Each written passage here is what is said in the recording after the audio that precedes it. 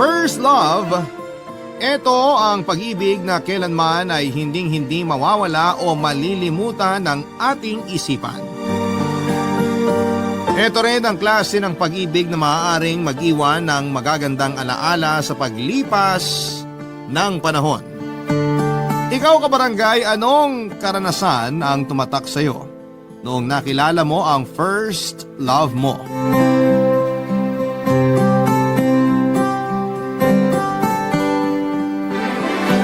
Dear Papa Dudut, isang mapagpalang araw sa lahat ng mga nakikinig sa Barangay Love Stories. Tawagin niyo na lamang po ako sa pangalang Renato, 30 years old at panganay sa 5 magkakapatid. Ako ang breadwinner ng pamilya at nagtatrabaho noon sa Australia bilang OFW. Naging waiter ako sa pinapasukan kong restaurant sa Canberra, ang capital city ng Australia. At 10 taon yung naging kontrata ko doon.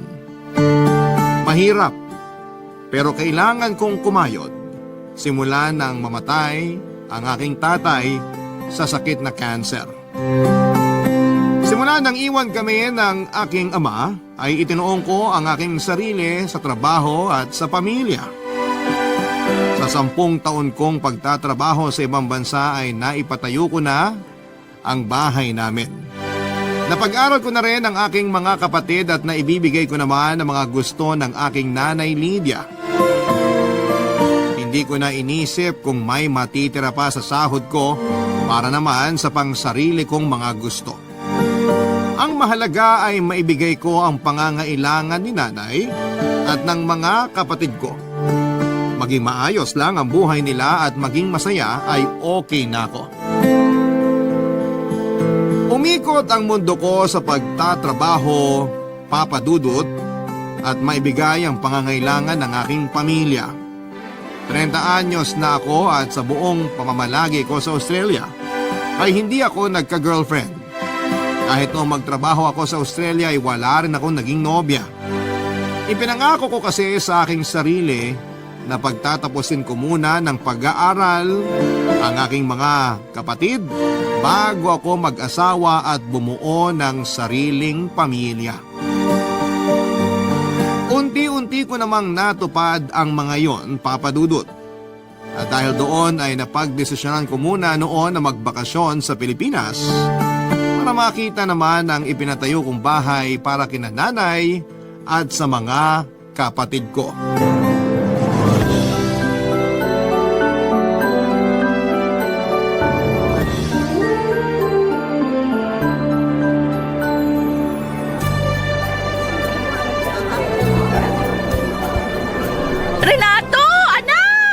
Nay!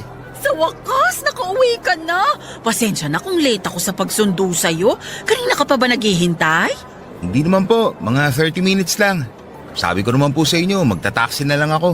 Ay naku, sayang ang gastos kung magta-taxi ka pa. Siguradong malaki ang magiging pamasahe mo. Isa pa, marami kang dalang gamit, kaya siguradong mahihirapan ka. Baka samantalahin ka pa ng ibang taxi driver dyan.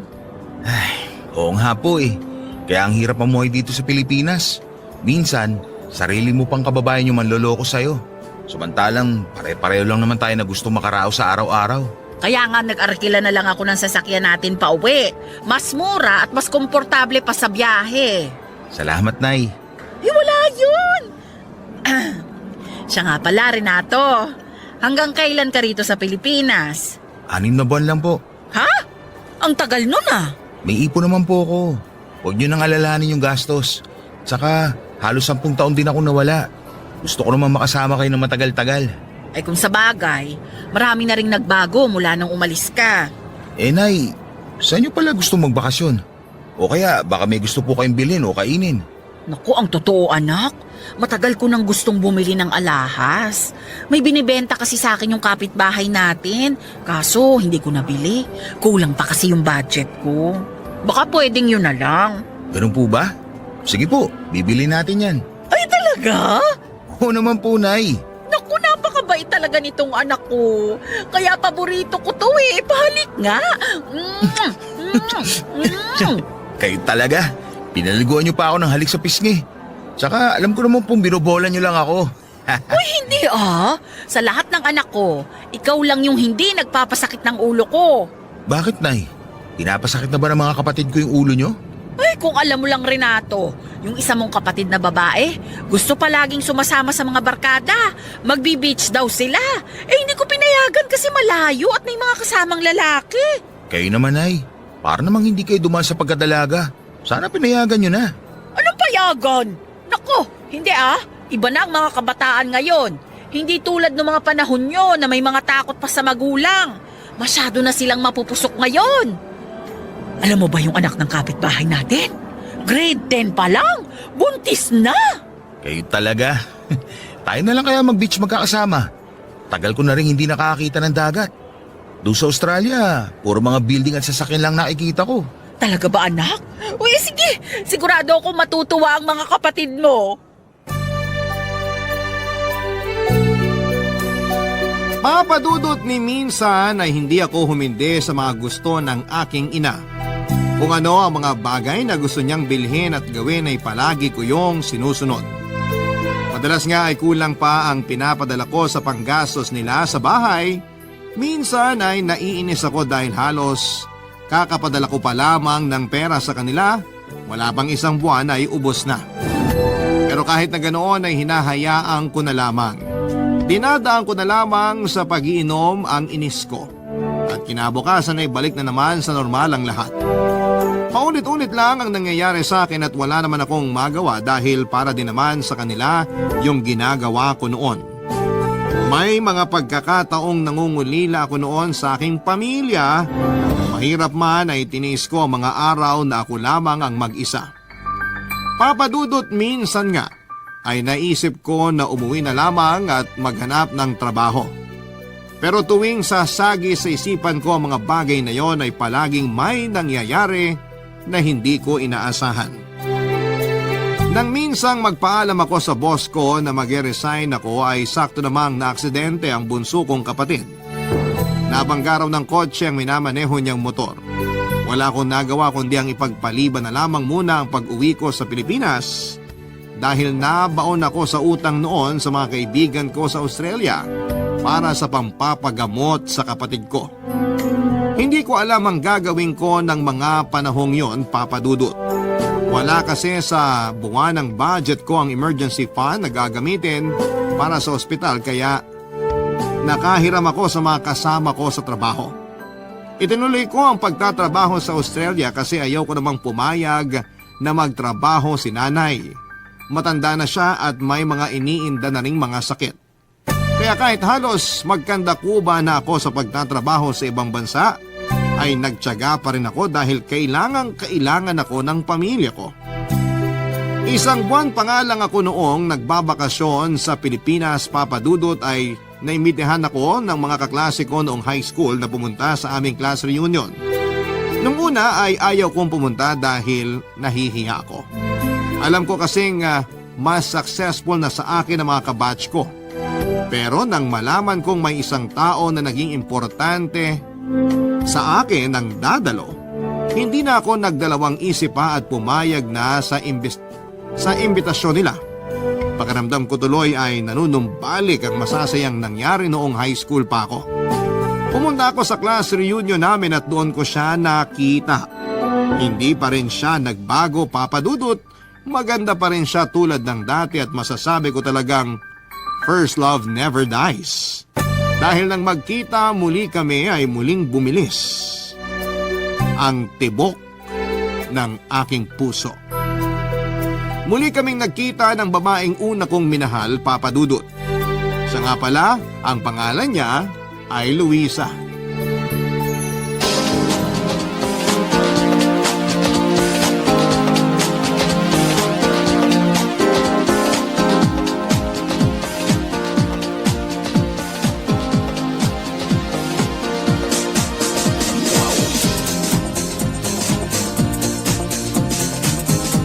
Luisa! Uy, Renato! Ikaw pala! Upo ka. Bakante pa naman dito sa tabi ko. Sige, salamat. Kumusta na? Okay naman. Tagal na nating di nagkita. Ilang taon na nga ba? Oo nga eh. Siguro mga 12 years na. 12 years na? Pero Hanep, hindi ka pa rin nagbabago. Ang ganda mo pa rin. Ikaw rin, hindi ka pa rin nagbabago. Gwapo pa rin? Hindi. Bolero ka pa rin. Uy, hindi kita binobola. Totoo sinasabi ko. Maganda ka pa rin talaga. Ay nako, ewan. Ewan ko sa'yo. Nga pala, may asawa't anak ka na ba? Bakit mo naman natanong? Oh, wala naman. Baka kasi may magalit at biglaan na lang akong suntukin dito habang kausap kita. Wala no. Matagal nang wala. Ibig mo sabihin, single ka ngayon? Oo. Single mom. O bakit parang nahihiya ka na single mom ka? Iilan lang kasi sa mga kaklase natin yung may alam tungkol sa anak ko. Isa ka lang sa mga sinabihan ko. Ganun ba? May gusto sana ako itanong sa'yo eh. Kung okay lang. Ano ka ba? Para namang wala tayong pinagsamahan. Sige lang, magtanong ka lang. Matagal ka na bang hiwalay sa asawa mo? Mga 2 taon na rin siguro. Wala eh. Naghanap pa rin ng iba eh. Isipin mo yun, 5 taon na yung anak namin saka pa siya nagloko. Hindi ka niya deserve. Eh ikaw, sigurado ako may sarili ka ng pamilya. Wala. Hindi ko muna iniisip yun sa ngayon. Ha? Bakit naman? 30 years old ka na, di ba? Oo, kaso mas priority ko muna ngayon si nanay at mga kapatid ko. Breadwinner kasi ako, panganay. At ako lang ang kumakahit sa amin simula nung namatay si tatay. Kaya heto, single pa rin simula nung maghiwalay tayo. Ibig mong sabihin, never ka pa nagka-girlfriend pagkatapos nung sa atin? Oo, kasi nung maghiwalay tayo, hindi man nawala yung pagtingin ko sa'yo. Diba, ipinangako ko sa'yo noon na ikaw yung pakakasalan ko. Kung nagkataon pala, ako sana'y naging tatay ng anak mo. Ay, alam mo, masarap yung spaghetti nila rito. Gusto mo ba ikuha rin kita? Hindi na, okay na ako dito sa iniinom ko. Sigurado ka? Oo, ayokong kumain ng marami. Sige, ikaw bahala. Masarap pa naman yung mga handang pagkain. Mag-uwi ako mamaya para sa anak ko. Luisa, pwede ba tayo magkita ulit? Ha? Bakit naman? Wala naman. Gusto lang kita makasama madalas habang nagbabakasyon ako rito. Babalik na kasi ako ulit sa Australia after 6 months. Sige, okay lang. Ikaw bahala.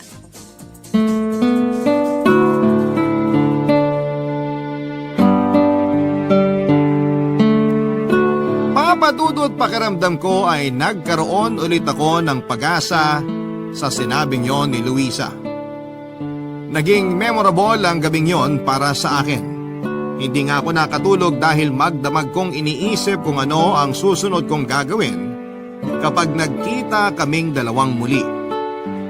Inaamin ko na may nararamdaman pa rin ako para sa kanya. Naghiwalay lamang kami dahil mas inisip ko ang kapakanan ni nanay noon. Pero maayos naman kaming naghiwalay ni Luisa at sinabi ko sa kanya na kailangan ko munang magtrabaho sa ibang bansa para may pangtustos sa gastusin ng aking pamilya. Hindi naman siya kumontra sa mga sinabi ko noon. Yun nga lang ay nang maging OFW ako ay nawalan na rin ako ng balita sa kanya. Lumipas man, papadudot, ang mahigit 1 dekada na hindi kami nagkita ay nananatili pa rin ang pagmamahal ko sa kanya. Hindi ko naman inaasahan na sa pagkikita namin ay manunumbalik ang mga masasayang ala-ala naming dalawa sa aking isipan. Natatandaan ko na noong kami pa ay masaya naman ang naging tagbo ng relasyon namin, sabay pa nga naming pinapangarap na makapagtrabaho sa ibang bansa. Pero biglang nagbago ang desisyon niya nang magkasakit ang kanyang ina.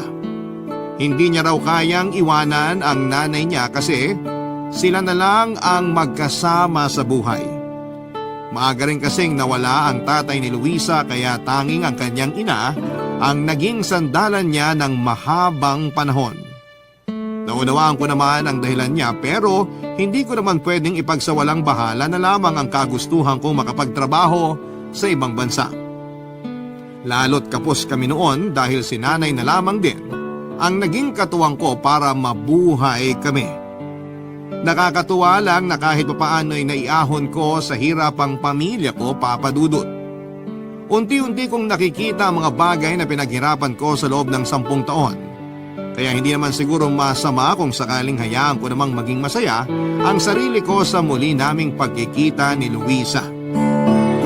Papadudot ng mga oras na magkausap kami ay marami akong gustong sabihin sa kanya. Gusto kong ipakita kung gaano ko kasaya na nagkita kaming muli. Kaya lang ay kakaunti lamang ang oras na kami ay nagkausap. Pero nangako ako noon sa sarili ko na kung magkikita pa kami ay hindi ko na palalampasin ang pagkakataon sapagkat gusto kong ligawan siyang muli ng mga panahong yon, Papa Dudut. Barangay Love Stories. Barangay Love Stories. Dumating na nga ang araw na pinakahihintay ko, Papa Dudut. Nagkita kaming muli ni Luisa sa isang restaurant sa Makati. Sa muli naming pagkikita ni Luisa ay hindi ko maitago ang sayang nararamdaman ko. Ganon pala talaga kapag gusto mo ang isang tao. Kulang ang isang araw na kasama mo siya. Kung pwede nga lang ay huwag na sanang matapos ang oras na magkasama kaming dalawa. Hindi mawala ang ngiti sa mga labi ko habang kausap ko siya at pakiramdam ko ay sasabog ang dibdib ko sa sobrang kaba habang kausap ko si Luisa. Hindi ko nga siya magawang titigan ng diretsyo sa mga mata dahil naiilang ako. Pero hindi ko hinayaan na pangunahan ako ng kaba noong mga oras na yon. Inamin ko sa kanya na gusto ko siya at nung una ay tila nag-aalinlangan siyang sumagot nang aminin ang totoo kong nararamdaman para sa kanya. Hindi rin naman siguro masama kung sakaling manligaw ako sa kanya kasi nga single naman siya at hiwalay sa asawa. Tatanggapin ko naman kahit may anak na siya, Papa Dudut.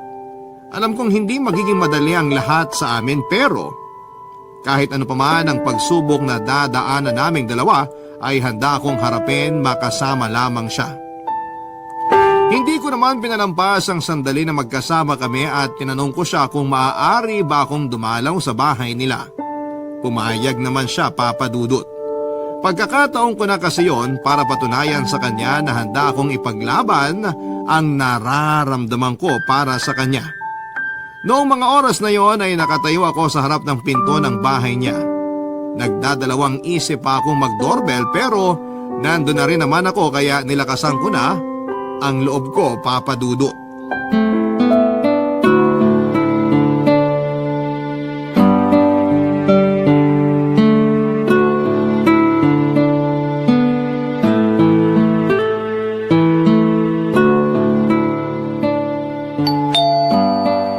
Sino naman kaya to?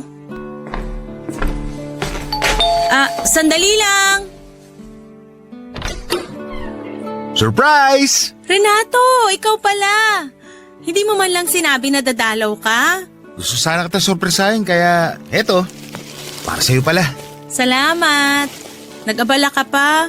Halika, pasok ka. Mag-isa ka lang ba? Oo. Pasensya ka na, medyo magulo tong bahay. May gusto ka bang inumin? Juice, soft drinks? Kape, meron ka ba dyan? Oo. Sandali, ipagtitimpla kita. Maupo ka muna.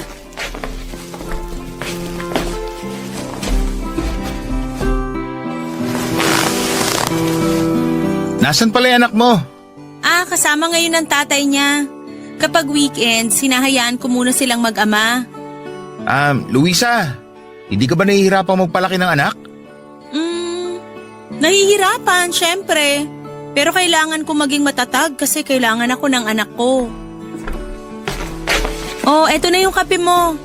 Dahan-dahan ka lang, medyo mainit. Salamat.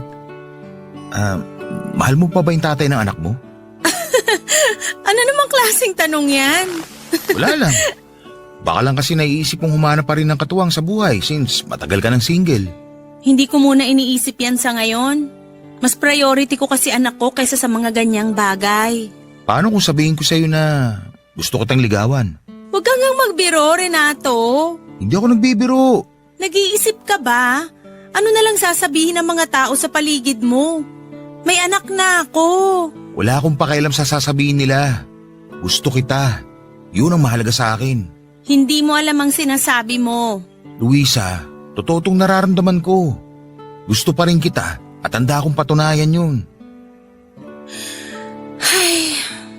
Ano bang nakita mo sa akin para magustuhan mo? Marami. Hindi ka katulad ng ibang babae na nakilala ko. Mabait ka, maalaga, at higit sa lahat, totoong tao ka. Sige, payag na akong manligaw ka. Talaga? Pero wag kang umasa na sasagutin kita agad ah. Oo! Hindi ako aasa. Sigurado ako na hindi mo pagsisisihan na pinagbigyan mo ako manligaw sa'yo. Tingnan natin. Salamat ah. Sus, para yun lang eh. Oh, kape mo, baka lumamig. Sorry, na-excite lang ako. Hindi ka pa ba hinahanap sa inyo? Bakit? Pinapaalis mo na ba ako? Hindi naman. Medyo madilim na rin kasi, baka hinahanap ka na rin ng nanay at mga kapatid mo. Oo nga pala. Kailangan ko na rin umuwi. Gusto kasi ni nanay na sa bahay na ako maghapunan. Salamat nga pala sa kape ah. Wala yon. Siya nga pala, Luisa. Pwede ka ba maimbita sa amin minsan? Sige, basta sabihan mo lang ako kung kailan. Masaya akong nakita ka ulit. Ako rin.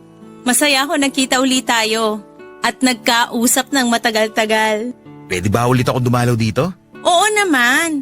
Welcome na welcome ka rito kahit kailan mo gusto. Sana, pati sa puso mo, maging welcome ulit ako. Ang dami mong alam. Sige na, umuwi ka na. Baka lalo kang gabihin. Sige, alis na ako. Ingat ka. Papadudot, isang pag-asa ang nakita ko ng mga panahong yon. Akala ko nga ay hindi ako papayagan ni Luisa na manligaw sa kanya. Nag-aalangan din ako noong una dahil baka huli na ang lahat para sa amin. Pero mali pala ako. May pag-asa palang maibalik ang dating kami. Pinaunlakan ni Luisa ang hiling ko na siya naman ang bumisita sa bahay at ipakilala ko kina nanay. At sa pagpayag niya, ay kaagad ako nag-set ng araw para maipakilala siya sa aking pamilya. Nagdala pa nga si Luisa ng mga prutas para kay nanay at masaya naman ang pagsalubong sa kanya ng aking ina. Welcome na welcome siya sa bahay namin. Ipinagluto pa nga siya ng masasarap na putahe ng nanay ko. Ilan sa mga yon ay alam kong mga paborito niya. Marami pa rin naman akong alam tungkol kay Luisa kahit matagal kaming nagkahiwalay. Lalo na pagdating sa mga paborito niya. Hanggang sa panahon na yon ay alam ko pa rin ang mga paborito niyang panoorin, pati na rin ang mga paborito niyang kanta. Pink naman ang paborito niyang kulay kaya sinabi ko kay nanay na pink ang ilagay na mantel sa mesa namin. Naging magaan ang pakikitungo ni nanay kay Luisa, Papadudot. Marami rin pala silang pagkakapareho. Pareho nilang interes ang pagluluto at panonood ng mga drama sa telebisyon. Nagulat nga ako dahil mukhang mas magkakasundo sila ni nanay sa mga bagay na gusto nilang gawin. Hindi na itinago ni Luisa kay nanay na may anak na siya pero hiwalay sa asawa. Ipinaliwanag ko naman sa aking ina kung ano ang sitwasyong meron si Luisa at nauunawaan naman niya ang bagay na yon. Pero napansin ko na medyo nag-iba rin ang timpla ni nanay matapos mapag-usapan ang tungkol sa pagkakaroon ng anak at pagiging hiwalay sa asawa ni Luisa. Ganon pa man noong buong time na nasa bahay si Luisa ay naging maganda ang pakikitungo ng pamilya ko sa kanya. Akala ko naman ay maayos na ang lahat. Totoo nga ata yung sabi nila na huwag kang maging masyadong masaya kasi may bawi yon. Kung anong saya mo ng sobra ay merong kaukulang kalungkutan yon na kapalit, Papadudot.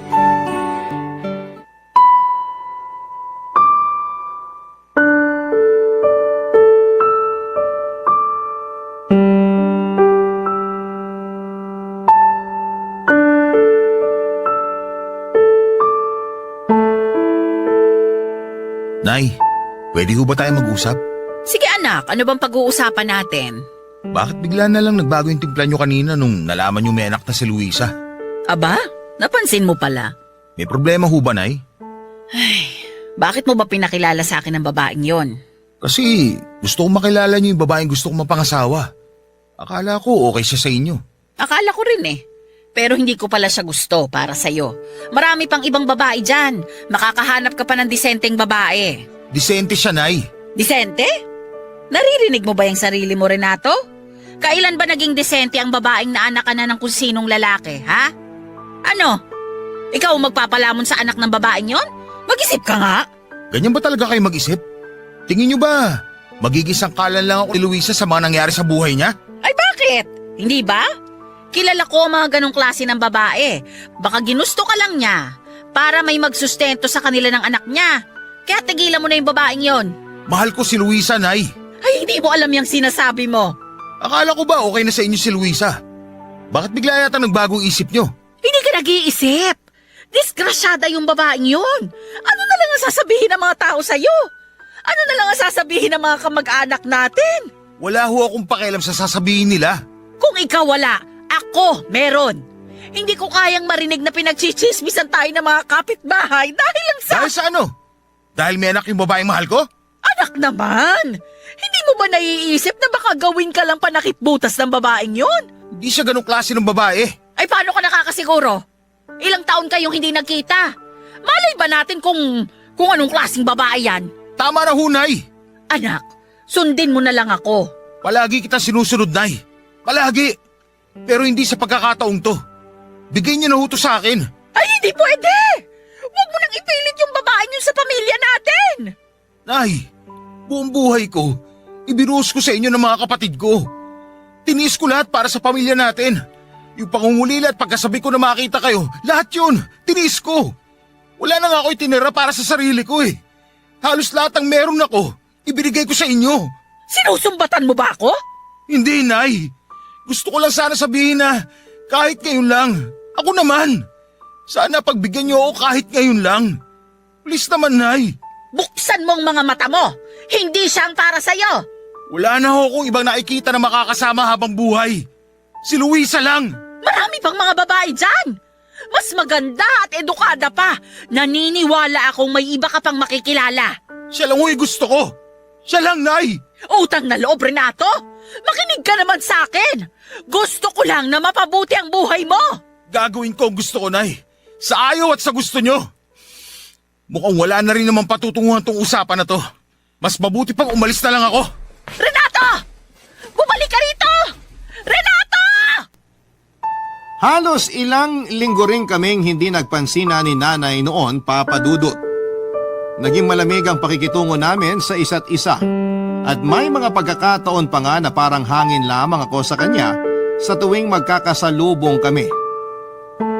Masakit para sa akin na may samaan kami ng loob ng nanay ko. Pero hindi ko naman kayang basta na lamang sundin ang gusto niya. Mahal na mahal ko si Luisa. Kaya kahit mabigat sa loob ko ay sinuway ko ang aking ina. Mahal ko si nanay pero hanggang kailan niya ako kontrolin ang mga bagay na gusto ko. Ang totoo ay gustong gusto ko siyang kausapin pero sa tuwing magtatangka kong lapitan siya ay palagi niya akong iniiwasan. Mahirap man pero kinailangan ko talagang tiisin. Pero umaasa ako ng mga panahon na yon na hindi na lalo pang lumala ang tampuhan namin ng nanay ko. Kaso matigas siya. Kahit na anong gawin kong pakiusap ay baliwala lang sa kanya. Madalas pa rin akong dumadalaw sa bahay ni Luisa at nakilala ko na rin ang kanyang anak at naging maganda naman ang relasyon ko sa bata.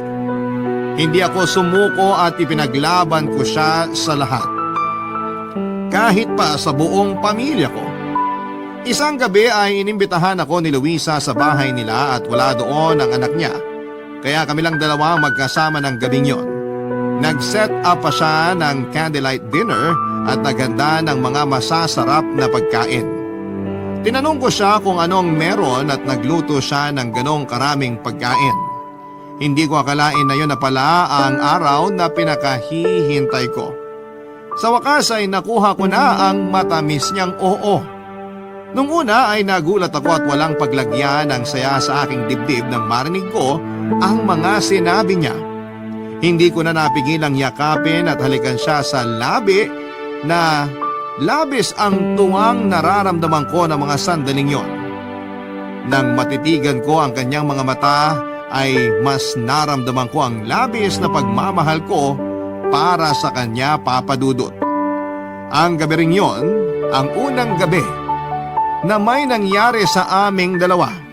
Pinaramdam ko ang nag-uumapaw kong damdamin para sa kanya. Ang mainit na gabing yon ay mas lalo pang naging mapusok dahil hindi lang isa, kundi maraming beses kong pinaramdam sa kanya ang pagmamahal ko, Papa Dudut. Barangay Love Stories. Barangay Love Stories. At dahil official na kami ni Luisa, Papa Dudut, ay pinakilala na niya ako sa anak niya bilang boyfriend. Naging masaya naman ang anak niya sa binalita namin. Mabuti pa nga ang bata, hindi hinusgahan ang relasyon namin ng nanay niya. Sa halip na kumontra ay sinuportahan pa kami.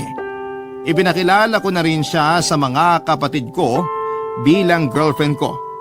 Hindi rin naman kumontra ang mga kapatid ko dahil gusto lang din ng mga ito na maging masaya ko. Mabuti na nga lang at hindi nila ako pinigilan sa gusto ko. Pero iba ang naging reaksyon ni nanay nang sabihin kong kami na ni Luisa. Tahimik lamang si nanay na mga oras na yon. Pero alam kong hindi niya nagustuhan ang ibinalita namin sa kanya. Iniwasan pa nga ni Luisa or iniwasan niya si Luisa nang alokin siya nito ng pagkain. Nahuli ko rin siya noon na pinapagalitan si Luisa nang hindi sinasadyang matapunan siya nito ng tubig sa damit. Inawat ko noon si nanay pero sinabi lang ni Luisa na wag na lang daw akong pumatol dahil siya naman ang may kasalanan. Hindi ko talaga maintindihan si nanay ng mga panahon na yon, Papa Dudut, at hindi na nga lang ako sumagot dahil ayaw ko rin namang mapahiya si Luisa. Para bang hangin lang si Luisa kay nanay at hindi ko nagustuhan ang inasal ng nanay ko sa harap ng babaeng mahal ko. Para na rin niya akong binastos sa mga ginawa niya.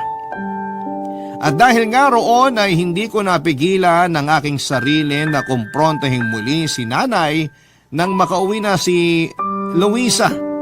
Nakakainis lang na hindi man lang nirespeto ng nanay ko ang kagustuhan ko. Siya pa ang may ganang magmataas pagkatapos ng lahat ng ginawa ko para sa pamilya namin. Hindi naman sa nanunumbat ako, Papa Dudut, pero sa hirap ng dinanas ko sa ibang bansa. Sana naman ay sinuportahan ako ni nanay sa mga desisyon na makasama si Luisa habang buhay. Pero mukhang malabong mangyari ang bagay na yon dahil parang naging sintigas ng bakal ang puso ng aking ina.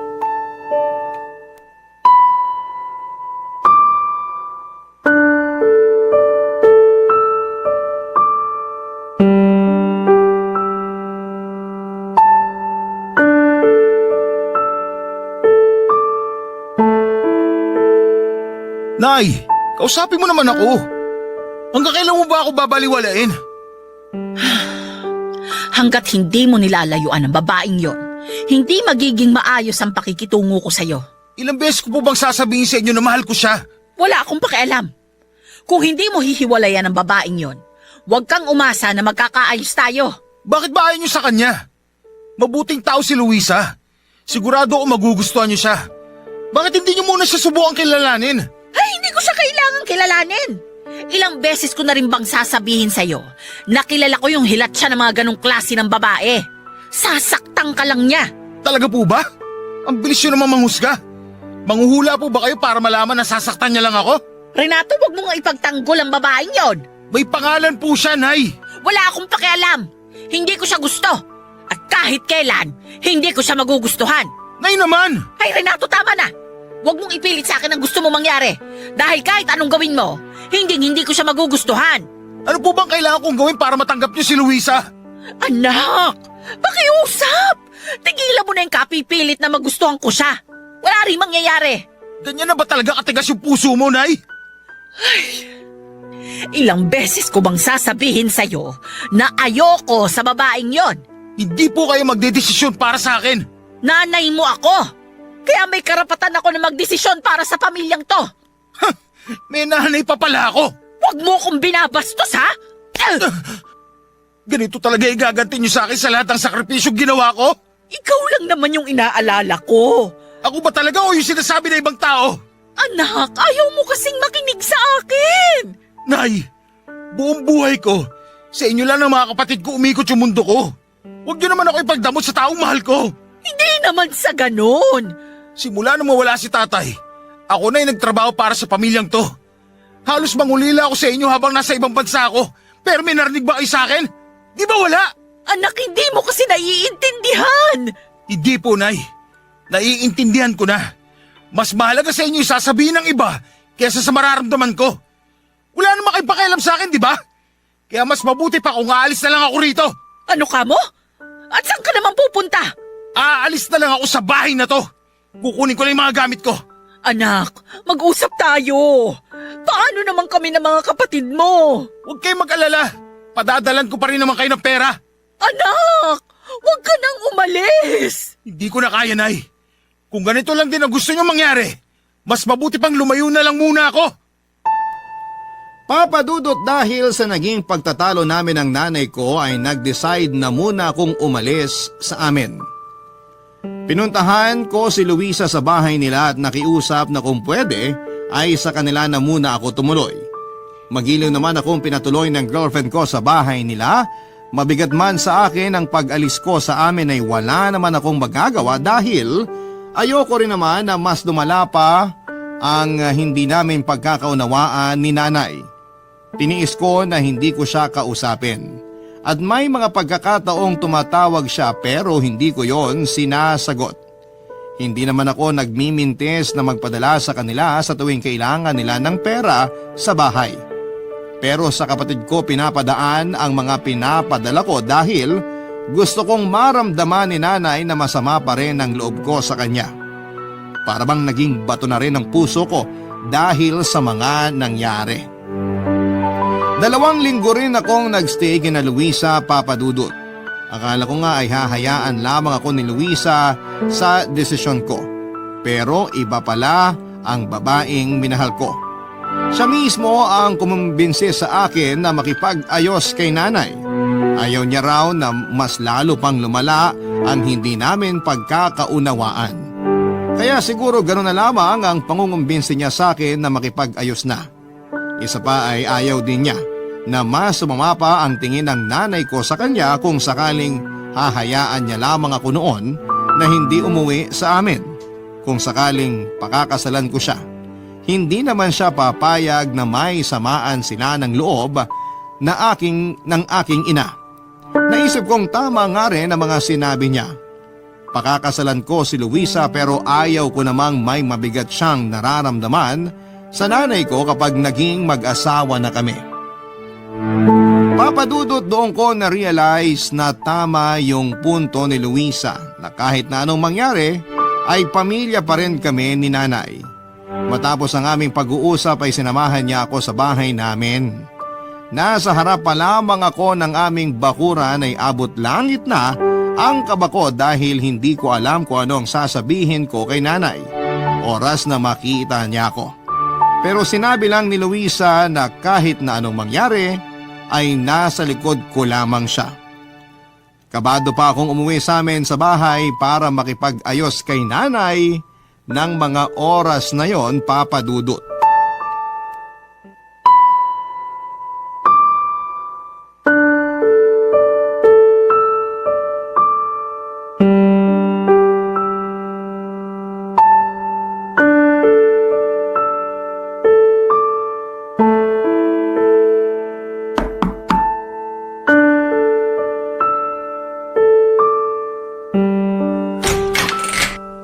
Nay, Oh, butit umuwi ka pa. may kasama po pala ako. Nay, kumusta po? O siya, pumasok na kayo. Naghanda ako ng pagkain.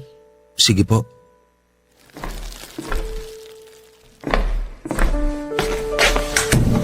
Mukhang hindi bad mood si nanay mo ngayon ah. Oo nga eh. Halina kayo! Baka lumamig tong pagkaing hinanda ko. Opo, Nay!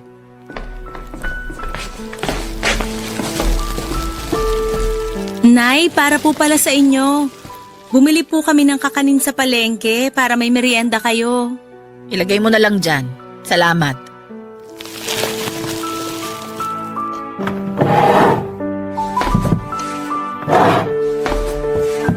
Nay, may gusto po sana ako sabihin sa inyo. Ano yon? Gusto ko sanang humingi ng tawad sa mga nasabi ko nung nakaraan. Mali ako na pinagsalitaan ko kayo ng masama. Kahit anong mangyari, nanay ko pa rin po kayo. Sana po, magkaayos na tayo. Ako rin po. Gusto ko pong mag-sorry kung ano man yung pagkakamaling nagawa ko. Pero mahal na mahal ko po ang anak nyo. Pangako po na hinding-hindi ko sasaktan si Renato. Ako nga ang dapat humingi ng pasensya. Masyado akong pinangunahan ng takot. Mas iniisip ko pa yung sasabihin ng iba kaysa sa kasiyahan ng anak ko. Anak, sorry ha. Nay, huwag na kayong umiyak. Luisa, anak. Pasensya ka na kung nahusgahan kita kaagad. Sana mapatawad niyo pa ako. Wag na po nating isipin yon. Ang mahalaga po sa akin ngayon, okay na po kayo ni Renato. Ang totoo nga niya, Nay. Si Luisa po ang kumumbisi sa akin na kausapin kayo. Talaga ba? Naku, hindi ka naman pala talaga nagkamali ng babaeng pakakasalan, ano? Totoo po yan. Ang swerte niyo po, tita. Napakabait po ng anak niyo at napalaki niyo rin siya ng tama. Nako, totoo yan. Napakaswerte ko sa anak kong yan. Pero wag mo na akong tawaging tita. Nanay na lang din ang itawag mo sa akin. Pasasaan pa't magiging manugang din naman kita. Naku, Nay, wala pa po sa isip namin yan. Hindi pa nga po nagpo-propose tong si Renato. Ang totoo niya, Nay. Kaya rin ako nagpunta dito. Gusto ko po sana magpaalam. Magpaalam saan? Pakakasalan ko na po si Luisa pagbalik ko galing Australia. Hoy, Anak? ano bang sinasabi mo? Matagal ko nang gusto mag-propose sa'yo. Pero gusto ko kapag ginawa ko yun, sa harap mismo ng nanay ko. Kaya eto, hawak ang singsing na to. Luluhod ako sa harapan mo. Ano bang ginagawa mo? Tumayo ka nga dyan. Luisa, pumapayag ka ba na pakasalan ako? Pumayag ka na. Sige na, Luisa. Oo naman. Pumapayag ako na magpakasal sa'yo. Mahal na mahal kita. Mahal na mahal din kita. O tama na yung kaswitan nyo. Baka lumamig tong iniluto ko. Basta ha, bigyan nyo ako agad ng apo. Apo ka agad, Nay. Ilan po ba ang gusto nyo, Nay? Hoy, kumalma ka nga. Bakit? Doon din naman tayo pupunta. Ay nako, tama na nga yan. Kumain na tayo. Basta gusto ko, maganda ako sa kasal ninyo. Naku, tamang-tama, Nay. Magaling na makeup artist yung kaibigan ko. Sigurado ako na magiging maganda kayo sa araw ng kasal namin at magmumukha kayong dalaga. Talaga ba? Opo! Napakasaya ng araw na to. At hindi na rin ako makapaghintay na ikasal kayo mga anak.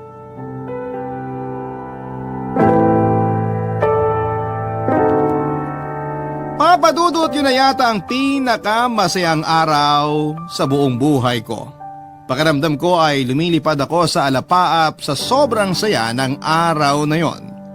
Pumayag na si nanay na magpakasal kami pero dahil ipinangako ko kay nanay na pagtatapusin ko muna sa pag-aaral ang mga kapatid ko, ay bumalik po ako sa Australia at pinagpatuloy ang aking trabaho doon. Makalipas lamang ang ilang linggo matapos ng proposal ko ay lumipad ulit ako para muling makipagsapalaran sa Australia. Pero kahit na ganoon ay hindi naman nawala ang pagiging close ni Nanay at Luisa sa isa't isa. 2 o 3 beses sa isang linggong bumisita si Luisa sa bahay namin kasama ang anak niya. Minsan pa nga ay nakikita kong magkasama sila noon habang ka-video call ko si Nanay. Apo na nga ang itinuring ni Nanay sa anak ni Luisa. Hindi ko lubos maisip na kahit napakarami naming pinagdaanan, sa huli ay kami pa rin ang pagtatagpuin ng tadhana. Nakakatuwa lang isipin na may pag-asa pa pala akong maging masaya sa kabila ng mga pinagdaanan ko sa buhay ko, Papa Dudut. Ngayon nga ay may anak na kami at may sarili na ring bahay dito sa Cavite. Naisipan kong magtayo ng sariling bakery since mahilig din akong mag-bake noong nasa Australia pa ako. Nagtayo na rin ako ng sarili kong tindahan at kayo lang ang pinapakinggan namin sa bakery. Naging libangan ko na rin po ang Barangay Love Stories simula nang makapag-decide akong dito na sa Pilipinas mag for good. Sa tuwing napapakinggan ko ang inyong programa sa radyo ay napapawi ang pagkainip ko sa pagbabantay sa aking negosyo. Kaya talagang hindi katakatakang #1 kayo sa buong bansa dahil sa mga magagandang kwento ng buhay na ibinabahagi ninyo sa amin. Minsan ay susubukin tayo ng nararamdaman nating pag-ibig. Doon natin malalaman na totoo ang kasabihan na lahat ay hahamakin. Oras na makaramdam tayo ng tunay na pagmamahal. Ikaw kabarangay, ano ang handa mong isakripisyo para sa taong minamahal mo? Ang sabi ko noon kapag nagmahal ako ay hindi ako magpapakatanga ng sobra. Hindi ko ibababa ang sarili ko para lamang sa ibang tao.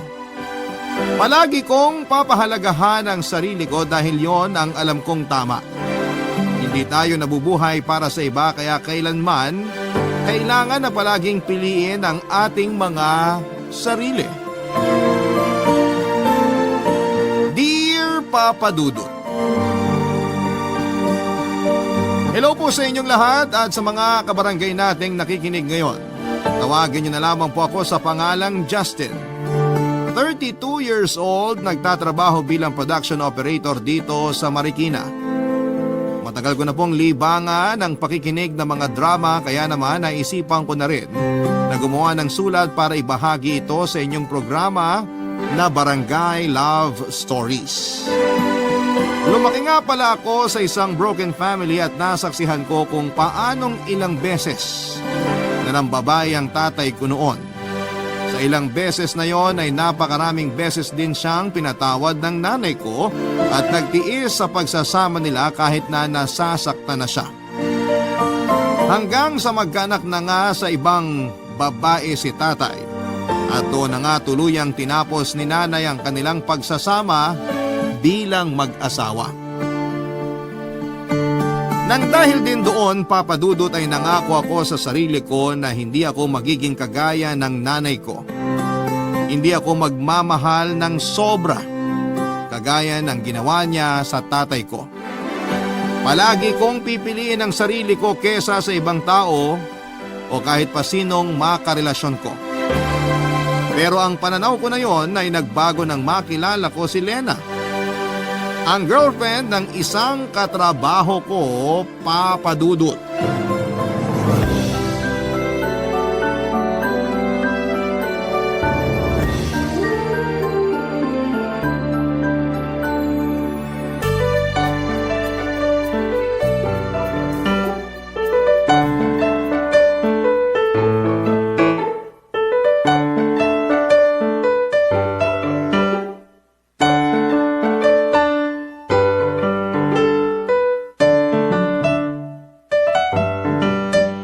Mga pare, mauna na kaming umuwi ni Lena. Baka matraffic pa kami. O sige Jojo, walang problema. Happy birthday ulit, Justin. Thank you Lena. Salamat din pala dun sa dinala mong sisig para sa pulutan namin. Napakasarap. Talaga? Nagustuhan mo? Oo, sobra. Solid yung lasa tsaka yung pagkakaluto. Di ba Danny? Oo, bitin nga eh. Next time ulit ha. Tapos mas damihan mo pa sana para hindi nakakabitin. Uy, ano ka ba? Mahiya ka naman. Ngayon pa nga lang natin nakilala si Lena tapos ganyang kakagad kung maka-request sa kanya. Ayos lang. Natutuwa nga ako at nagustuhan yung niluto ko. Mahilig talagang magluto tong si Lena. Halata naman sa katawan ko kasi mula na magkasama kami sa bahay. Lumaki na tong tiyan ko. Oh, sige na mga pare. Mauna na kami sa inyo ni Danny. Ayoko rin masyado magpakalasing kasi motor kong sasakyan namin pa uwi ni Lena. Mahirap na. Bawi na lang ako sa next inuman session natin. Ayos lang yun, basta mag-ingat kayo ha. Oo. Ay, Justin, yung request ko nga pala tungkol sa pag-a-apply ni Lena sa pinagkatrabahuhan natin. Huwag mo sanang kalimutan yun, pare. Ako nang bahala dun, sisiguraduhin ko na matatanggap si Lena sa trabaho natin. Narinig mo yun, be? Kaya hindi ka na dapat mag-alala kapag nagpasa ka ng resume sa HR namin. Salamat na agad, Justin. Wala yun. Oh, mag-iingat kayo ha. Jojo, Ares ha. Kasama mo pa naman si Lena. Alam ni Lena kung gaano ko kaingat sa pagdadrive ng motor. O pare, alis na kami. Happy birthday ulit. Uy, pare! Ang lakas ng topic ah. Concerned lang ako sa'yo, pare. Ha? Bakit naman? Kasi, malapit na yatang humiwalay ang ulo mo mula sa leg mo. Sa sobrang habol ng tingin mo dun kina Jojo. Tinitingnan ko lang naman kung hindi na ba sila babalik. Baka lang kasi biglang magbago isip ni Jojo eh. Makipag-inuman ulit sa atin. Alam mo naman kung gaano kalakas uminom yun. Alam ko. Pero kung bumalik ba sila, anong gagawin mo? Eh di syempre, tataboy ko na sila pa uwi. Weh, talaga? Oo nga. Kasi hindi pwedeng malasing si Jojo. Mahirap na, baka maaksidente pa sila. Baka maaksidente sila o si Lena? Ano pinagsasabi mo dyan? Nako, Justin, ilang taon na tayong magkaibigan at magkatrabaho. Kaya alam ko ang dahilan. Kapag ganyan na namumungay ang mga mata mo habang nakatingin sa isang babae. Namumungay talaga mga mata ko kasi nakailang bote na tayo ng alak. Aba? Huwag ka na nga mag-deny sa akin, Justin. Aminin mo na. Ha? Ano nga aminin ko sa'yo? Na-type mo si Lena. Uy, huwag kang ganyan. Girlfriend ni Jojo yun.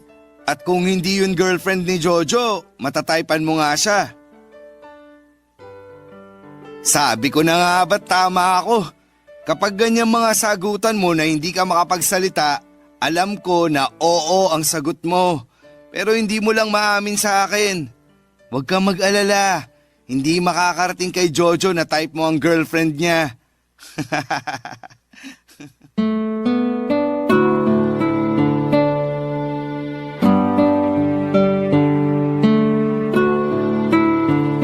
Papadudot maganda si Lena. Hindi siya matangkad, morena ang kulay ng kanyang makines na balat.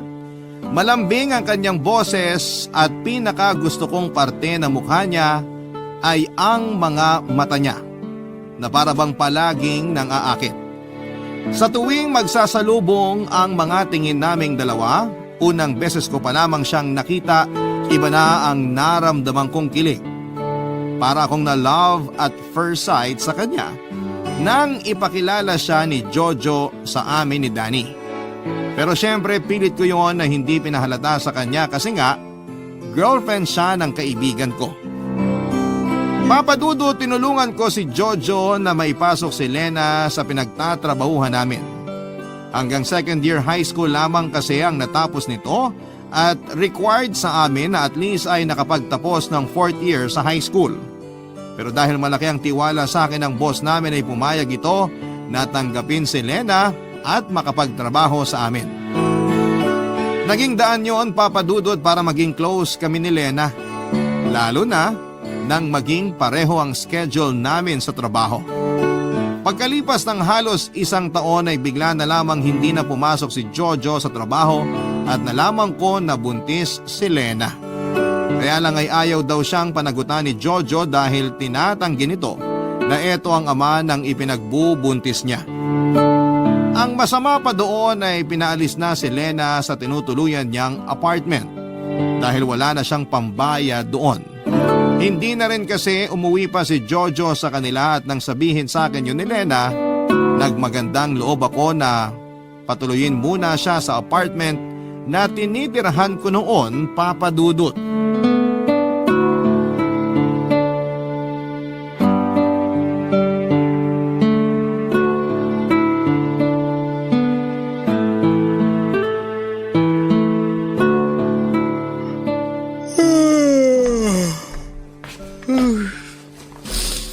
Grabe. Nakakaantok talaga kapag ganito kaaga ang shift sa trabaho. Mabuti naman at gising ka na, Justin.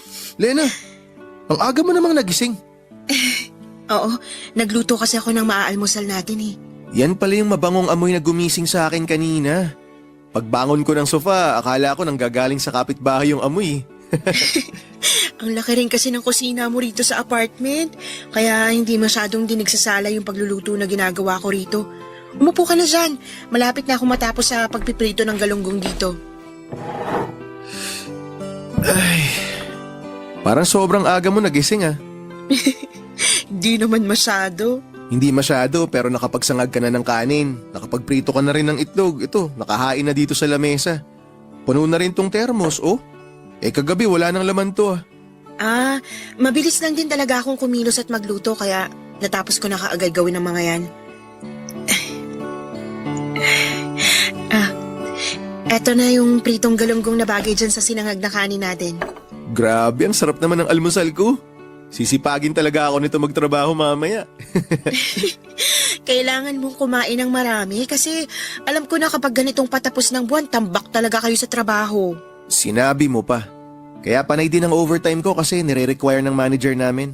Kaya nga ubusin mo tong niluto ko para may energy ka mamaya sa overtime nyo. Gagawin ko talaga yan pero syempre, tutulungan mo ako na ubusin tong mga niluto mo. Oo naman kasi kanina pa rin kami nagugutom ng baby ko eh. Ay, yan na nga ang sinasabi ko eh. Masyado mong pinapagod ang sarili mo. Baka makasama yan sa ipinagbubuntis mo. Hindi naman ako ganong napagod. Hindi gaano pero halos lahat ng gawain dito sa apartment inaasikaso mo.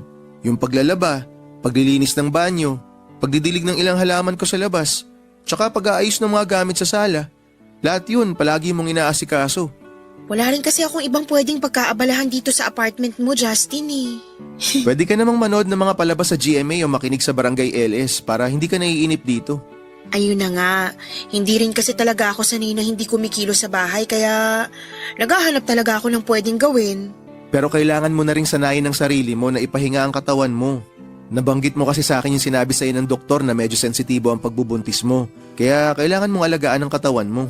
Inaalagaan ko naman ang sarili ko, kaya hindi mo ako dapat alalahanin. Ang totoo, nahihiya na nga ako sa'yo, Justin. Bakit ka naman nahihiya sa akin? Kasi ilang araw na rin akong nagiging abala sa'yo. Sa halip na masarap ang pahinga mo sa kwarto, doon ka sa sala natutulog para magamit ko yung kwarto mo. Okay lang naman talaga sa akin kahit sa sofa na lang ako matulog. O kahit na maglatag ako ng banig sa sahig, makakatulog pa rin ako ng maayos. Ayun naman ang di ko matitiis, Lena. Yung makita na sa sofa ka natutulog lalo na sa kalagayan mo ngayon. Pero apartment mo to, kaya mas may karapatan ka na. Lena, ang sabi ko naman sa'yo, di ba? Habang nandito ka sa apartment ko, ituring mo na rin na parang bahay mo to. Huwag kang mahiya o mailang sa akin. Dahil gusto ko na maging komportable ka habang nandito ka. Salamat talaga, Justin. Salamat sa lahat ng tulong mo sa akin. Sus, wala yun. Basta ikaw, Lena. Papadudot nang magsimulang lumalim ang pagkakaibigan namin ni Lena noon, mas lalo ring lumalim ang espesyal na pagtingin ko para sa kanya. Doon ko nalaman na galing siya sa mahirap na pamilya at lumulungas pa siya ng Maynila para makipagsapalaran sa buhay. Meron siyang 6 na kapatid sa probinsya at dahil siya ang panganay, siya rin ang maagang sumalo ng responsibilidad mula nang mamatay ang kanilang ama. Doon ako mas lalong humanga kay Lena, Papadudot, kasi nakita ko ang tiyaga niya at labis na pagmamahal sa kanyang pamilya. At kahit wala na siyang masyadong kilala sa Maynila, naglakas loob siyang lumuwas at pumasok sa iba't ibang trabaho na alam niya na para lang makapagpadala ng pera sa pamilya niya sa probinsya. Sa isang karinderya siya noon nagtrabaho nang makilala niya si Jojo at maging boyfriend. Kay Jojo rin ang galing ang ideya na doon na lamang siya magtrabaho sa kumpanya namin na kaagad naman niyang sinang-ayunan. Maayos naman ang naging pagsasama nila kahit may ilang pagtatalo din sila tungkol sa mga gastusin, Papadudot. At pambababae ni Jojo na ilang beses niyang pinalampas. Pero mula na makipaghiwalay ito sa kanya pagkatapos niyang ipaalam na buntis siya ay bigla na lamang itong nag-resign sa kanyang trabaho at hindi na muli pang nagpakita sa kanya, Papadudot. Barangay Love Stories. Barangay Love Stories. Papadudod sinuggest ko kay Lena na umuwi na lamang muna siya sa pamilya niya sa probinsya. Pero ang sabi niya ay ayaw niyang umuwi sa probinsya para lamang pagchismisan siya ng mga tao doon.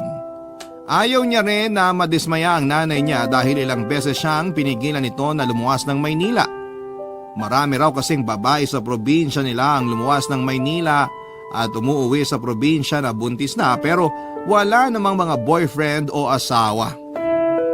Umuwi para magdagdag ng pabigat sa kani-kanilang pamilya. At yon ang ayaw na mangyari ni Lena Papadudut. Nung araw na sinabi sa akin ni Lena ang tungkol sa pinagbubuntis niya at hindi na pagpapakita sa kanya ni Jojo ay grabe ang iyak niya, Papadudut. Tapos na ang shift namin sa trabaho at sa may kantin siya nagkwento sa akin habang umiiyak. Namumroblema siya kung saan siya titira sa oras na tuluyan na siyang paalisin ng may-ari ng tinutuluyan niya.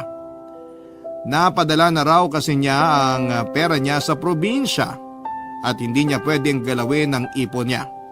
Halos hindi na raw siya kumakain ng maayos para lamang makatipid. Kaya naman doon na ako nag-alok ng tulong sa kanya, Papadudut. Ayaw pa nga niya noon tanggapin ang tulong ko na doon muna tumuloy sa tinitirhan ko. Pero dahil wala na rin siyang ibang mapupuntahan, tinanggap na rin niya ang tulong na binibigay ko. Kasunod ang pag-resign sa trabaho, Papadudut.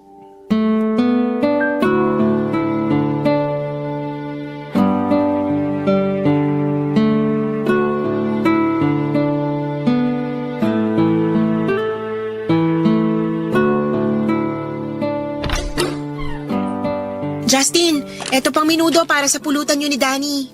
Ayan o, sakto at ubos na tong lechon kawali na pulutan namin.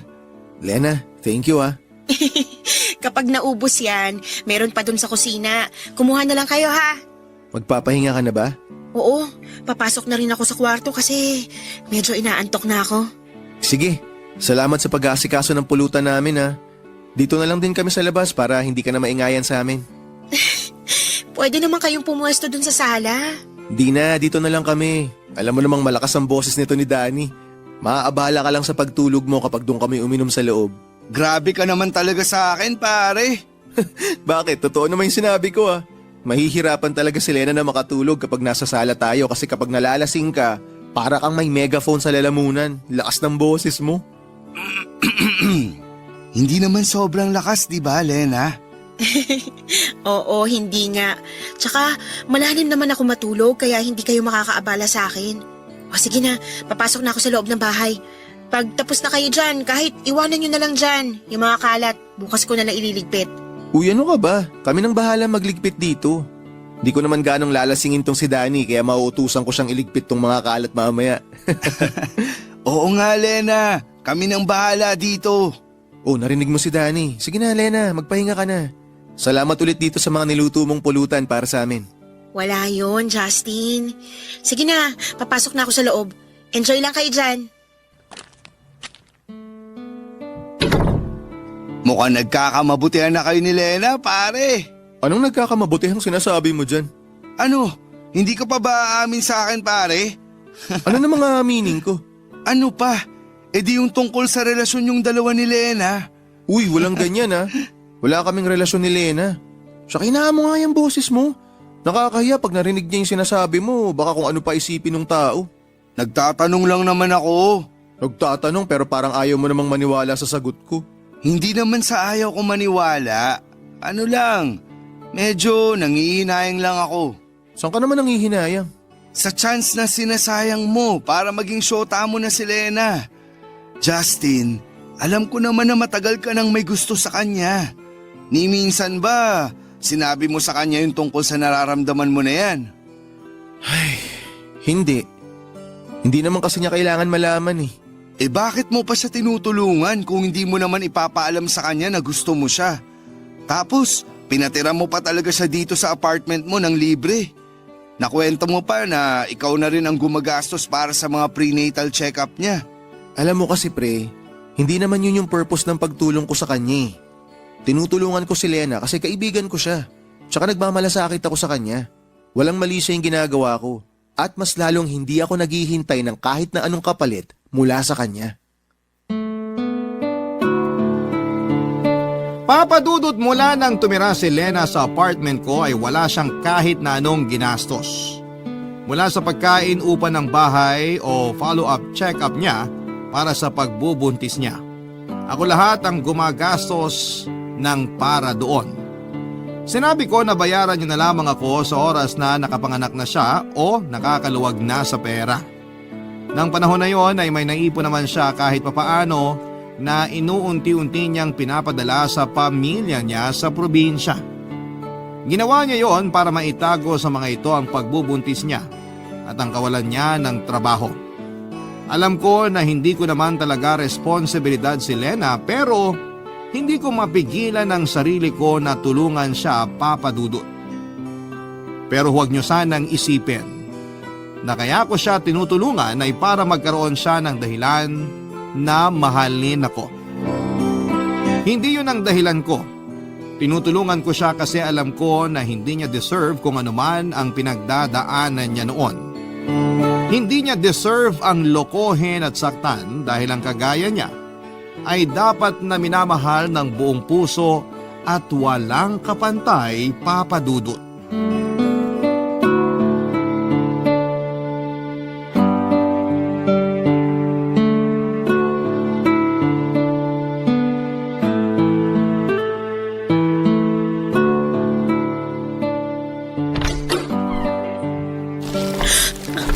Justin, ang aga mo naman yatang umuwi ngayon. Oo, nag-early out kasi ako. Bakit? Masama bang pakiramdam mo? Hindi naman. Kasi simula pa lang kasi ng buwan, medyo maluwag pa ron sa trabaho ngayon. Kaya pinayagan yung iba sa amin na mag-early out. Buti ayos lang yun sa manager nyo. Walang kaso yun sa kanya. Normal na rin namang nangyayari to pag walang masyadong ginagawa. Tsaka konti lang din naman kami pinapayagan na mag-early out. Yung mga empleyado lang na madalas mag-overtime. Siyempre, kasama ako ron. Kasi patayan din talaga yung record ko ng overtime eh. Oo nga eh. Grabe rin kasi yung overtime mo nung nakaraang buwan. Kung may best in overtime lang na award, ako na nakakuha nun sigurado. Ay, oo nga pala. May dala ako ditong pakwan oh. Di ba sabi mo kahapon gusto mo mag-watermelon shake? Oo. Tamang-tama, gumagana pa yung lumang blender ko dyan kaya magagamit ko pa yun para gumawa ng shake mamaya. Teka, may lakad ka ba? Ha? Oo. Ano kasi? Aalis kasi ako, Justin. Saan ka pupunta? Ano kasi, Justin? May schedule ka ba check-up ngayon? Ha? Naku, nawala yata yun sa isip ko ah. Sakto pala na maaga ako nakauwi. Masasamahan kita. Anong oras ba yung check-up mo? Pwede na to, no? Di na siguro ako magpapalit ng damit para hindi tayo malate kasi baka... Wala akong check-up ngayon, Justin. Ah, ganun ba? Saan pala ang lakad mo? Justin, ang totoo... Lena, okay na ba mga gamit mo? Jojo? Anong ginagawa mo dito?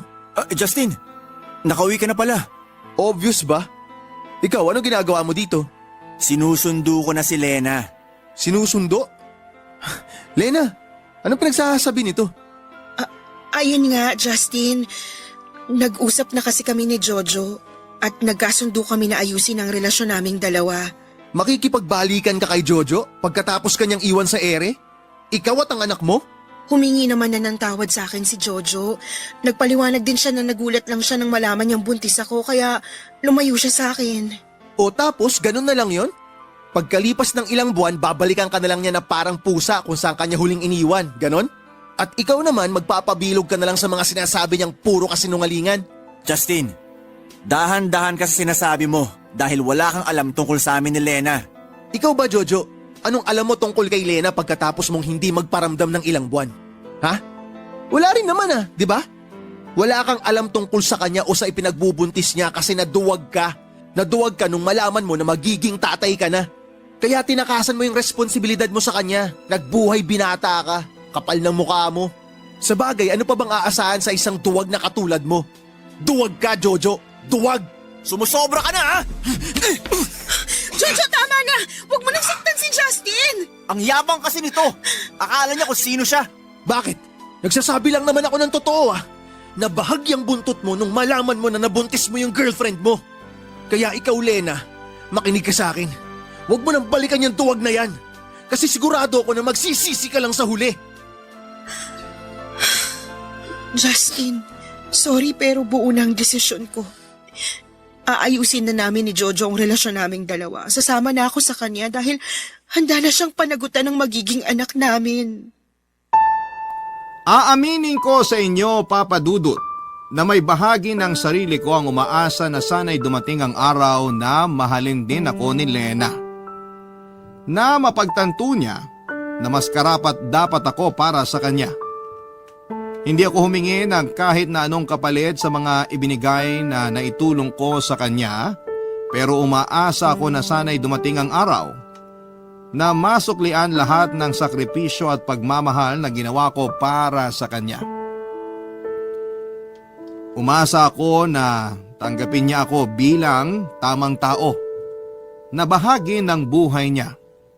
Kaya naman sobra akong nasaktan, Papa Dudut, nang kaagad akong iwanan ni Lena dahil lamang sa biglang pagbalik ni Jojo sa buhay niya. Hindi ako makapaniwala na kaagad nasasama si Lena sa kanya pagkatapos ng ginawa ni Jojo sa kanya. Bakit ito pa rin ang pinili niya kahit na labis na siya nitong nasaktan? Ayoko talagang manumbat pero noong araw na umalis siya, hindi ako nakarinig ng kahit na anong pasasalamat mula sa kanya.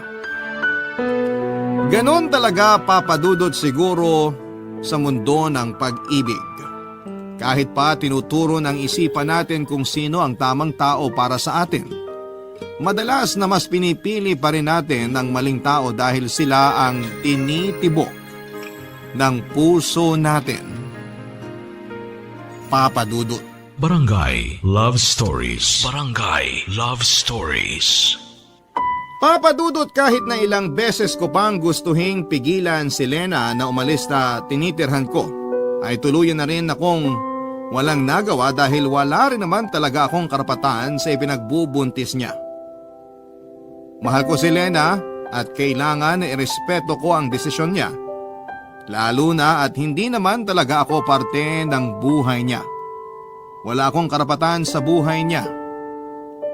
Papa Dudut, sobra akong nanibago mula nang umalis si Lena sa apartment ko dahil nasanay na rin talaga ako na nandun siya. Ilang buwan din siyang tumira sa bahay at pakiramdam ko noon, nagsasama na kami talaga bilang mag-asawa. Nag-resign na rin kasi siya sa trabaho kaya palaging nasa apartment lang. Lumalabas lamang siya ng bahay kapag may kailangang bilhin sa palengke o kaya ay may check-up siya sa OB niya. At syempre kasama niya ako palagi kapag pupunta siya ng ospital. Parang ako na talaga ang partner niya kahit pa nga doon siya sa kwarto natutulog at ako naman ay sa sofa sa may sala. Para sa akin ay espesyal na ang pagsasama namin sa isang bubong. At nang umalis siya sa apartment ay mas nag-focus na lamang ako sa pagtatrabaho. Madalas na nag-overtime para kahit papaano ay hindi ko masyadong ma-miss si Lena, Papa Dudut.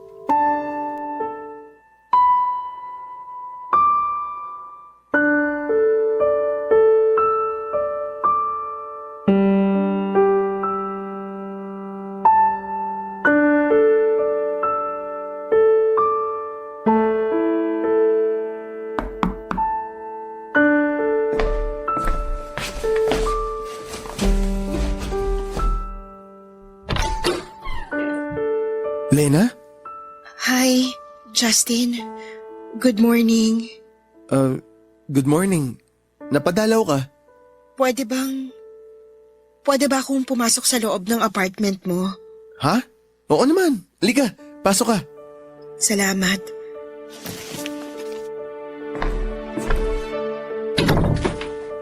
Maupo ka muna sa sofa. Sige.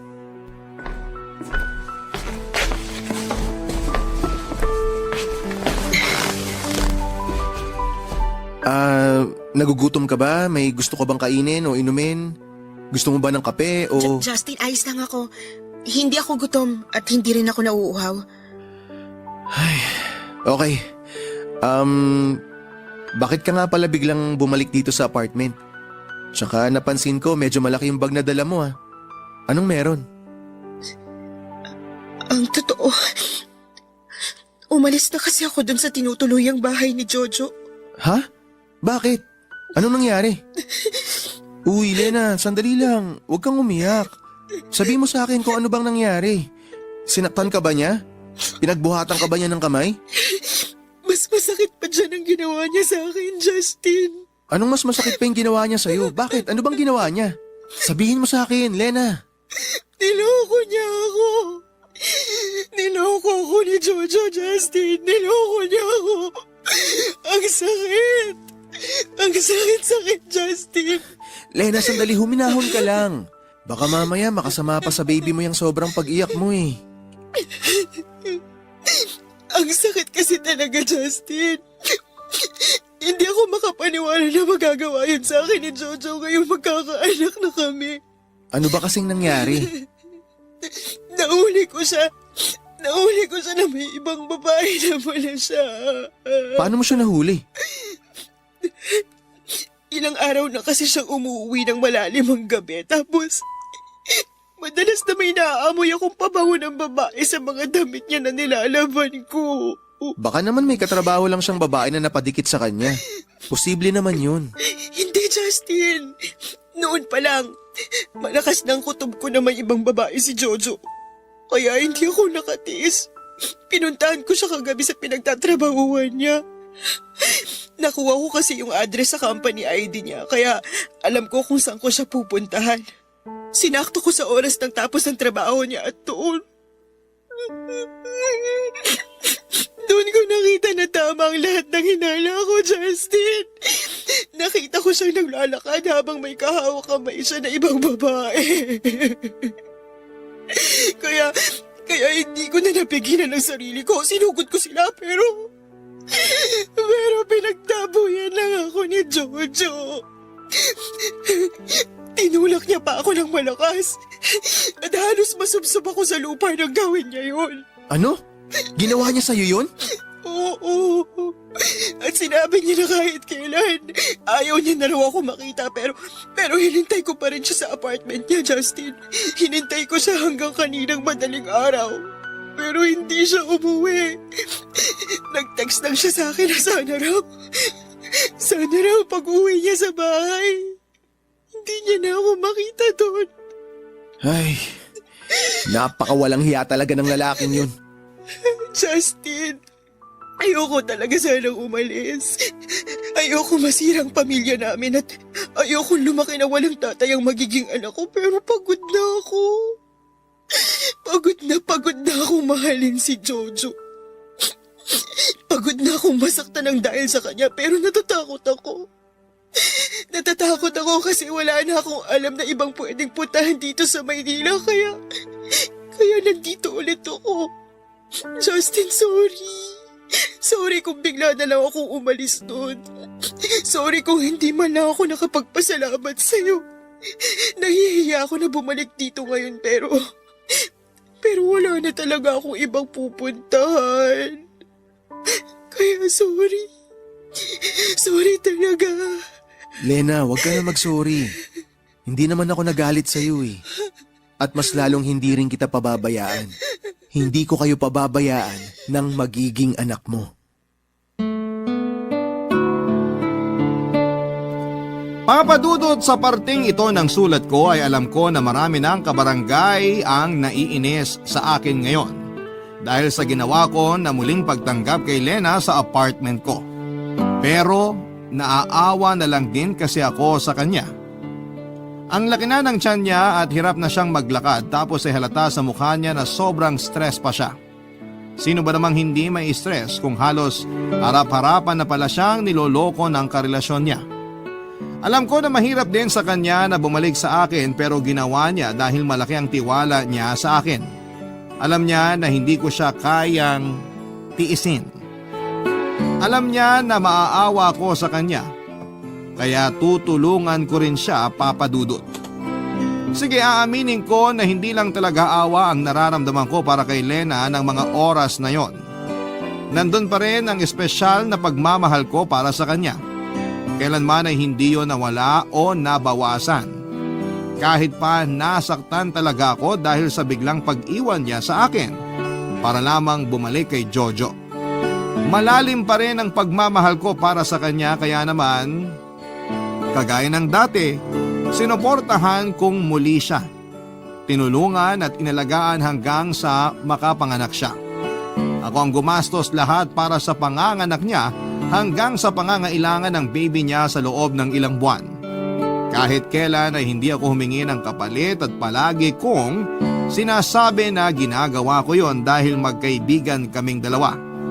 Dahil espesyal sa akin ang friendship namin at napamahal na rin sa akin ang anak ni Lena, Papa Dudut.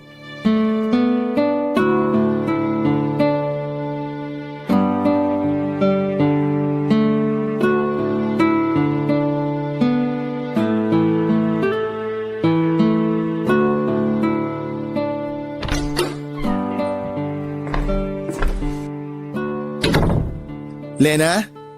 Lena, nasa kwarto ka ba? May papakita ako sa'yo, dali. Sigurado magugustuhan mo to.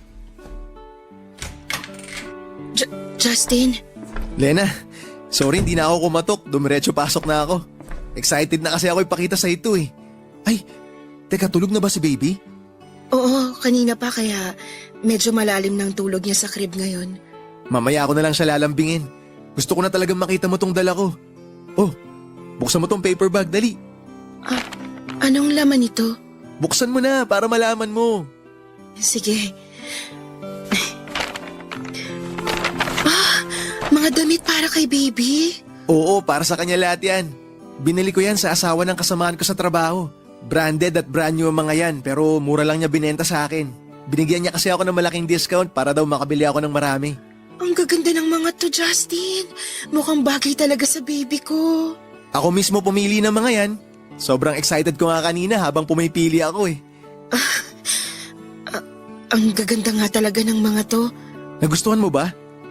Oo naman, syempre. Lahat to, bagay na bagay kay baby. Ang totoo, nahihiya na nga ako sa'yo, Justin eh. Bakit ka naman mahihiya? Alam mo naman na napamahal na sa akin ng baby mo. Kaya ginagawa ko to kasi importante siya sa akin. Importante kayong dalawa sa akin ng baby mo. Ayun na nga, masyado mo nang inaakong responsibilidad sa amin ng anak ko kahit hindi mo naman kailangang gawin yun. Magkaibigan tayong dalawa kaya hindi ka na iba sa akin. Parte na kayo ni baby ng buhay at pamilya ko. Pero sobra-sobra na tong ginagawa mo para sa akin. Minsan, hindi na kinakaya ng konsensya ko na tanggapin yung bagay at effort na binibigay mo sa amin, Justin eh. Kasi alam naman natin ang totoo. Hindi mo kami pamilya ng anak ko. Teka, Lena. Ano ba yung mga sinasabi mo? Justin, sorry. Sandali. Bakit meron dalawang malaking bag dyan sa tabi ng kama? Mga gamit niyo ba ni baby yung nasa loob ng mga bag na yan, Lena? Ano, Lena? Bakit hindi mo sinasagot yung tanong ko? Ano ba talagang problema? Bakit bigla ka nalang nag-impake? Aalis na ako, Justin. Aalis na kami ng anak ko. Ano? Salamat sa lahat pero kailangan na naming umalis, Justin.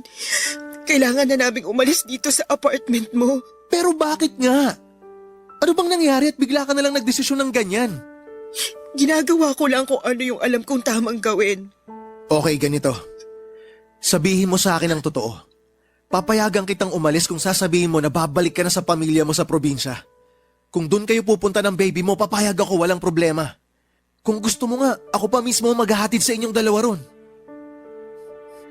Ano? Bakit hindi ka makasagot? Siguro tama yung hinala ko, no? Siguro tama yung iniisip ko na babalik ka lang naman doon sa walang kwentang Jojo na yon. No? Tama ako, no?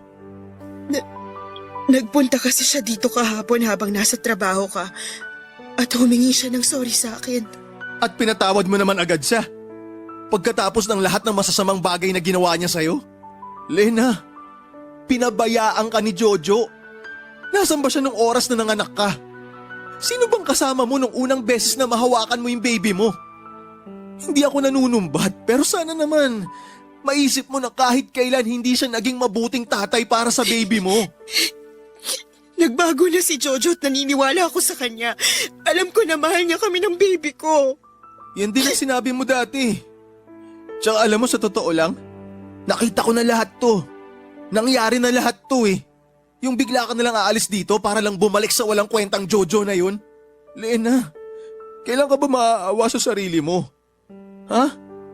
Ilang beses ka na niyang sinaktan, pero balik ka pa rin ang balik sa kanya. Mahal ko si Jojo at mahal niya rin ako. Pero mahal din kita. Mahal kita, Lena.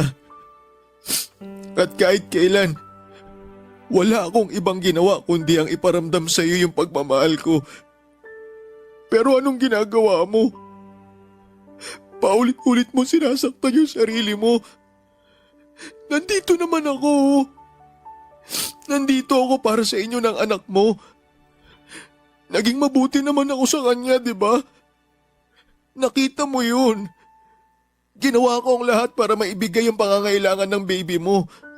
At kaya ko mas patunayan pa yung pagmamahal ko sa... Justin, tama na.